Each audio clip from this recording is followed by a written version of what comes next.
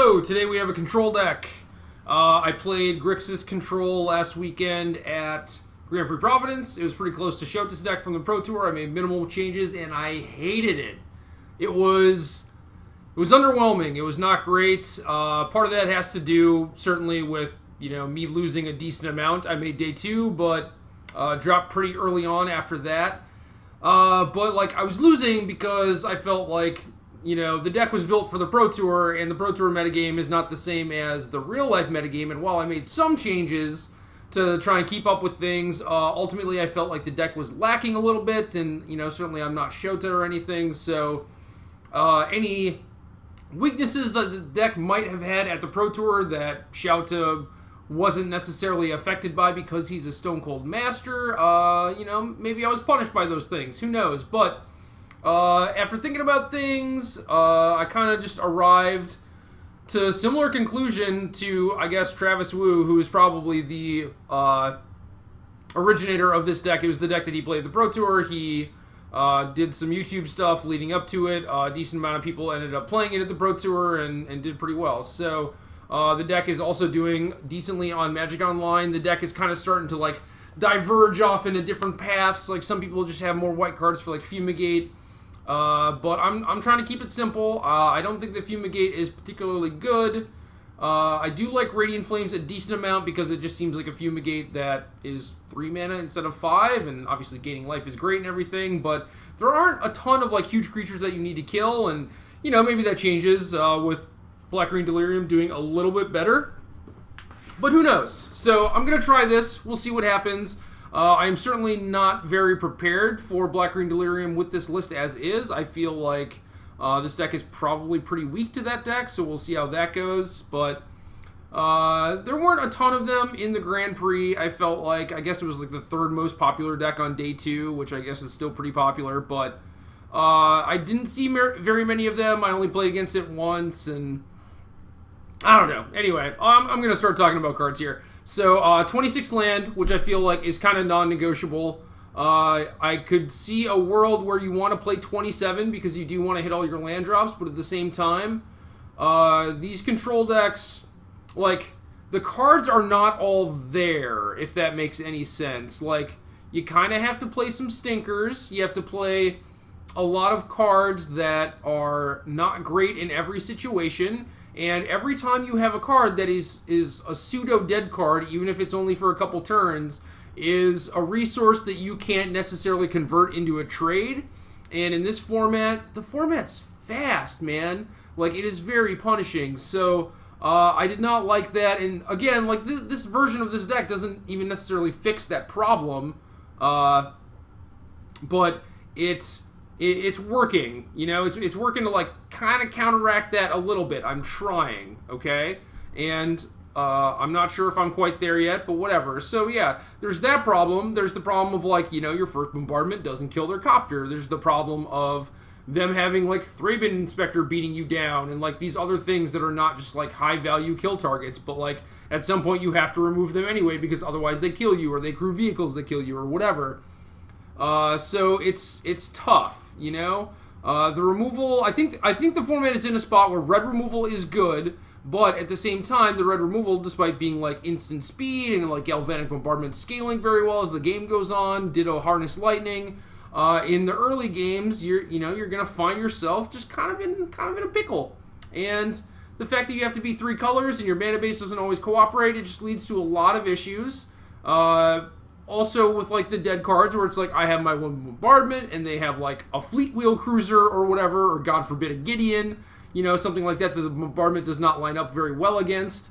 There are also things like Negate and Scatter to the Winds where Negate is excellent. There are a lot of high value targets in a lot of the decks that are seeing play right now, but at the same time, if your opponent is aware of the presence of your negate, similarly to your removal, there are ways to actually play around it, and that makes life difficult for you if your opponent is actually very, very good at Magic. And most of my opponents at the Grand Prix happen to be very, very good at Magic. And, it wasn't I got, kind of unlucky and played against a lot of pro players or whatever. It just seems people are kind of, on top of this format already, They've been playtesting, decks from week 1 of the Open, and the Pro Tour while it did introduce like some new decks, control decks, and like Marvel and stuff like that, like those decks did not necessarily convert into the real world, and there's a reason for that. Like the Marvel decks are not very well positioned because everyone had like ceremonious rejection, and certainly as time goes on, like things are going to get better for those decks and they might pop up again. But like I did not play against any of them. I did not see a single Aetherworks Marvel like during the 11 rounds or whatever I was hanging out at the Grand Prix.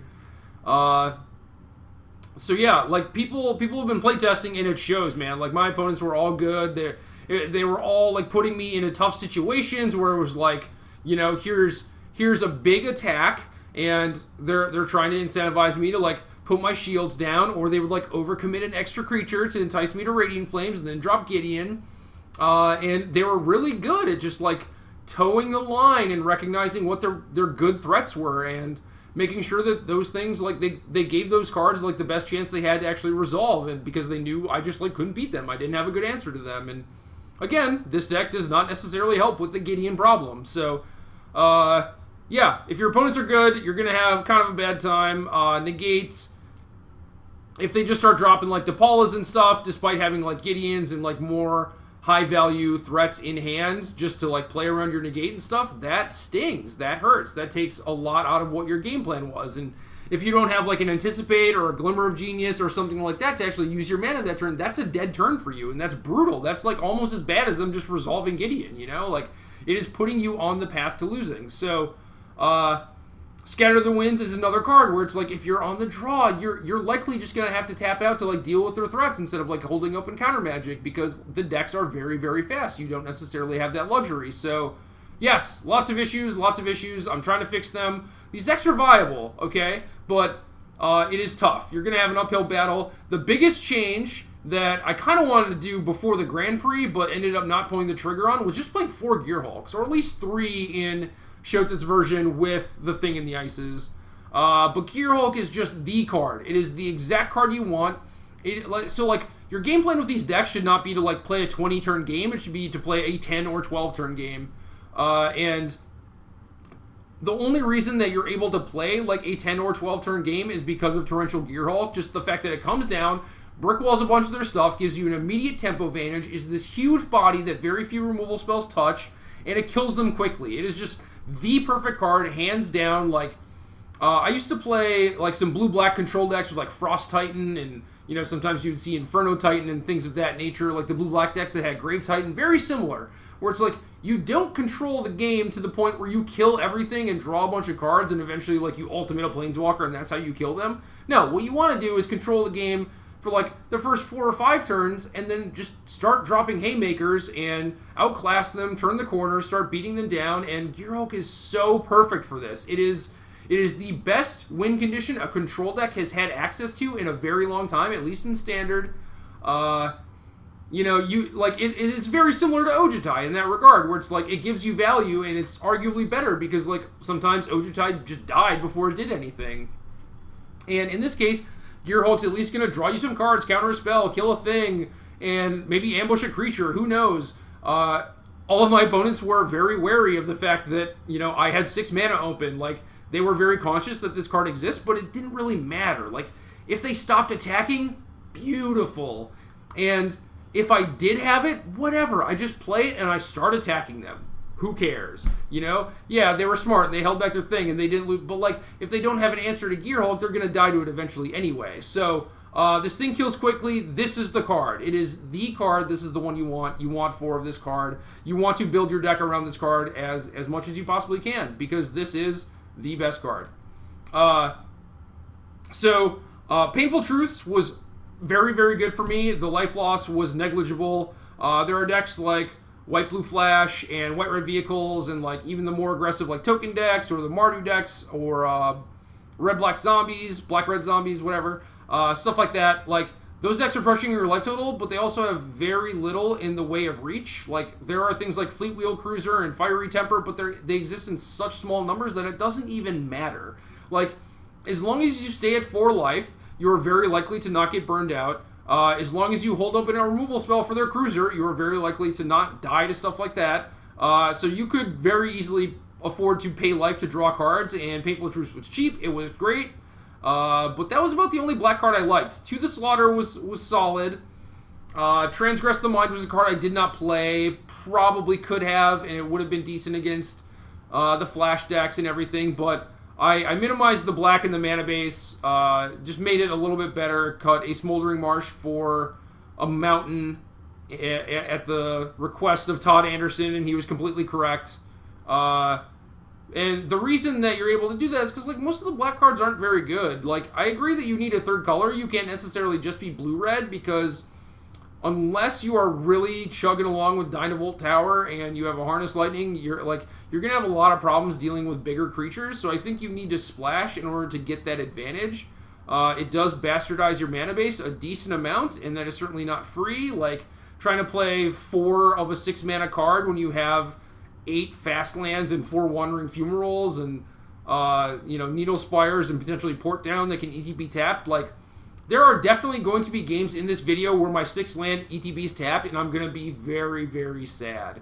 But again, I do think you need that because there are big creatures, and blue-red does not have an easy time killing them. So I have things like Nahiri, which kind of solves like the card filtering issue as far as not being able to convert your semi-dead cards or the cards that they're actively trying to brick and stuff like that.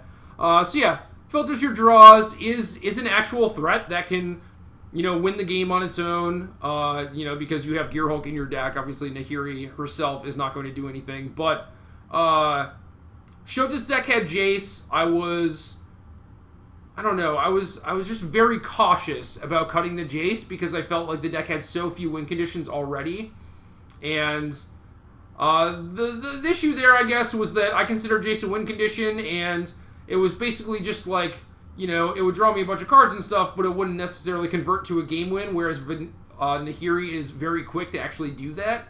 And, Jace most likely won the game at some point, but it took too long, and it wasn't a guarantee, whereas if Nahiri sticks for 2 turns, like, that's it. It's lights out. Like, they're going to get Gearhulk twice, and that's probably the game. And there's not a lot they can do about that. So, I think Nahiri is great. I went up to 3. Most of the Magic Online lists only have 2. I think 4 Glimmer seems pretty obvious. Like, not only is it providing energy for Dynavolt Tower and Harness Lightning, but I think Aether Hub is a pretty big deal. Like, being able to keep Aether Hub able to make colored mana is probably going to be pretty important, especially in the post-board games where I have a bunch, like, maybe my sideboard's too greedy, but I have a bunch of, like, off-color stuff in my sideboard. Radiant Flames is decent. I had 3 main deck, just like Shota, and my opponents played around it. And just simple as that. Like, I was able to catch a 2-for-1 with it multiple times, but a lot of the time with me having a dead card, maybe I was like up an extra land or up a clunky win condition or up a clunky counterspell or card drawer or whatever. Like, despite getting a 2-for-1, I still felt like I was down on cards, So it's like, how good is Radiant Flames really, especially if they're going to play around it? How many do we actually need? I mean, you want some to keep them honest. You want some against the token deck. You want some against zombies. And yeah, just keep them honest, I think is pretty important. Deck has 2 Dynavolt Towers. Travis played 3. I think 3 is heavy. Didn't really like drawing multiples. It is really good against White-Blue Flash. So I had towers in the sideboard of Shota's deck for Providence, and they were quite good. And they're kind of untouchable in mirror matches also, so there's that. But yeah, 3 is clunky. Like, maybe if they keyed off each other, like if you played the second one, at least you would get some energy or whatever. But a lot of the time you can afford to spend 3 mana doing nothing, but you can't necessarily spend, 6 mana over the course of a couple turns doing nothing. Like, the 3 mana you're going to get paid by eventually. Eventually you're going to get that lightning bolt and everything is going to be fine. The same is kind of true with Painful Truths, where you gas up and now you're going to be able to use your mana over the next few turns, like, very efficiently. But you don't want too many of that effect. And I basically just played a Nahiri instead of a tower, and I think Nahiri is just a pretty well-positioned card right now. I mean, it kills vehicles, it kills Copter. I don't know. There's just, like, big things that it can take out, which I really like. So yeah, that's kind of the main deck. Mana base is not pretty. I'm not gonna pussyfoot around that or whatever. It's not pretty. It's just not great. You have these red cards that you need mana for early. I have 14 red sources plus hubs. That should be enough. I I could totally see me keeping hands that, don't have red or don't have white, and I need that, and then I anticipate or whatever into land that makes that color, but it ETB's tapped, and then I have to wait another turn, and then if I have to, play my Needle Spires on turn 3 instead of Hold Open Scatter or play Tower or play Radiant Flames or whatever, I'm just going to die. So, the mana's not good. I'm not sure if there's a way to fix that. Who knows? But onto the sideboard, 4 Spell Quellers.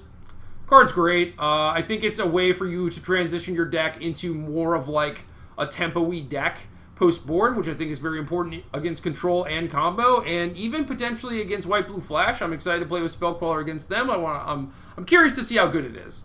Weaver of Lightning was excellent for me. It was very, very good. The one thing that I thought my opponents were kind of not doing the best was the amount of removal that they kept in against my deck, especially post-board. I felt like a little too often they were removal light, and a Thing in the Ice or Weaver of Lightning or something could just run away with the game, and it was like, man, my opponent is hell-bent. They have a decent amount of stuff going on, but it's like if I just had a Gear Hulk, I know I could put them away. I know I could buy enough time to make this actually kill them. And since I knew that they were light on removal, that could have actually happened, but I never drew Gear Hulk, in those spots because I had so few copies in my deck. So, Gear Hulk and Weaver of Lightning kind of tax the removal and forces them to keep in a bunch, and then if they're sitting on 2 cards or whatever, you don't necessarily have to deploy your threat because you can probably try and clean up the game in other ways, especially if they're down 2 resources because they're holding these removal spells. So they are basically at your mercy when they play that game. How much removal do I keep in against these decks? You are in the driver's seat for sure. 3rd copy of Radiant Flames, love it. 4th Negate, little excessive, but I also kind of love it. I think it's just bananas in these mirror matches, and then there are matches like White Blue Flash and the vehicles where it's you want some but not a ton, and it's generally 2 or 3, likely not the 4th one, but the 4th one is just hands down the best card in the control mirror. So summary, well, I guess Scatter the Winds might be better because it stops Gear Hulk, but whatever. Anyway, summary Dismissal. I don't think there are a lot of Emrakuls out there, but it is a hedge against them. Delirium does exist, and Dismissal is good against them, so I think they're worth keeping, but they are definitely not there just for Aetherworks Marvel. They're also fine as just 4-mana counterspells in the mirror. Just be careful about, getting into stack wars and, trying to win your counter war with Summary Dismissal because it's not going to work out for you. You basically can't use them offensively. You can't be, present threat, and they're, negated, and you're, Dismissal and counter all my stuff. That doesn't really work. So, yeah. 2nd Immolating Glare, also just killing big stuff. Cruiser is kind of a big-ish one, also Grimflayer or what have you. 1 Linvala. Linvala is so good. Linvala is likely going to put 2 bodies on the board and gain you 5 life. Not a lot of white sources in this mana base, but I'm trying to make it work. I added the Port Town. I'm trying to get there. I want Linvala to be good. I know she's good. It's just a matter of whether or not you can cast her. Getting 8 power and toughness for 6 mana and a life cushion is just bananas against the vehicles decks because they are all about playing on the board. And I think this card is also phenomenal against the white-blue decks because they're boarding in negates and they have spell quellers and stuff, and they're not necessarily ready for a 6 mana creature. So I think, keeping in the 4 Gear Hulks, going up to a 5th copy of this big influential threat is a pretty big game against them. Blocks Avacyn, just great all around. And 2 Fragmentize. I found myself really wanting a Disenchant a lot of the time with my Grixis deck, and could do Sultai like Ken Yukihiro did in Kuala Lumpur, but I didn't really like that deck very much, and I like 1 mana versus 3 mana versus, Appetite for the Unnatural. There was a blue-red deck that splashed a little bit of green for Appetite for the Unnatural at the Pro Tour. I forget who played it. I forget what the exact list looked like. I want to say it was Pedro Carvalho, but it doesn't make sense to me. I don't think it was him, but that was the name I thought of. So yeah, Fragmentize, I just feel is nice because they're going to have Stasis Snares to kill your big stuff and Copters and whatnot. And I wish there was a good answer to Gideon. To the Slaughter is just not a good enough answer. You don't get Delirium often enough to make them always have to sack a Planeswalker, and if you don't have the 3 mana, the turn they play Gideon and go to make a token to just get their Gideon immediately, or if they just have a Thraben Inspector that's been chilling, To the Slaughter is not necessarily going to get the job done, so I'm just off the color black. I just don't care. Black is not where I want to be, so I'm dabbling in white for a bit. I think the towers are good. I think Gear Hulks are insane. Nahiri should be good. And I'll probably lose like 4 games to my mana base. But whatever. Let's do it.